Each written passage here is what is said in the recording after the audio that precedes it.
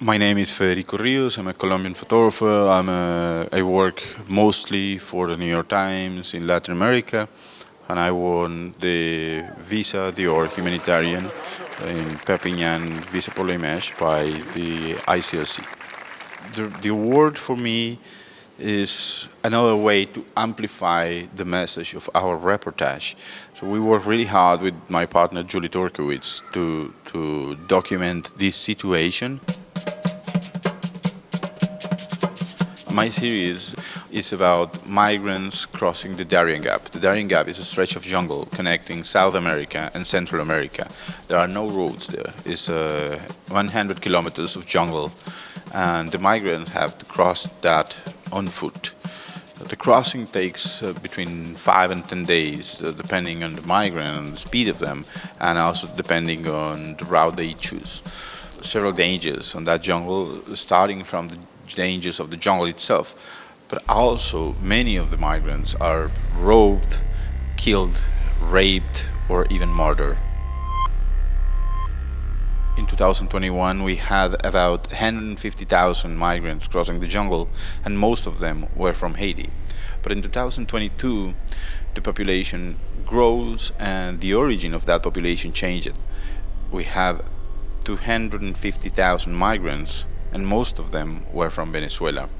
At the end of 2022, we found that there was many Afghans crossing the same route in the Darien. The Afghans, they flee their country and try to seek refuge in Iran or Turkey. From there they fly to Qatar and they end their journey in Brazil because Brazil offers them a humanitarian visa. The problem is that the minimum wage in Brazil is just too low.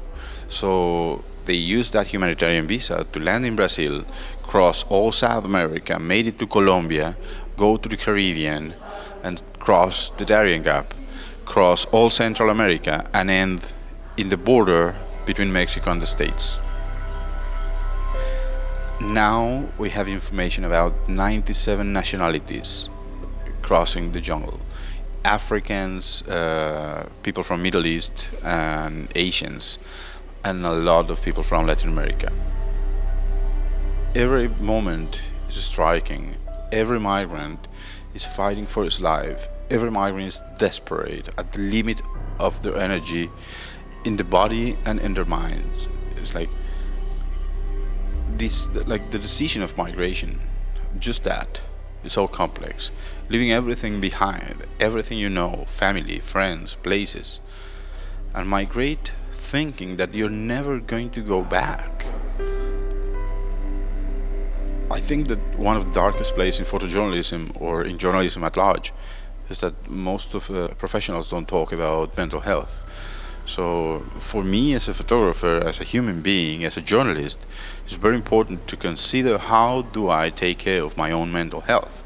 And I have to take care of it because otherwise I will become crazy, you know. It's like I'm not senseless, and people tend to think the more you work on these, the harder becomes your shield. But it's just the opposite. The more you work on these, the more you understand how fractured is this society, how vulnerable people are, and how unfair is the world.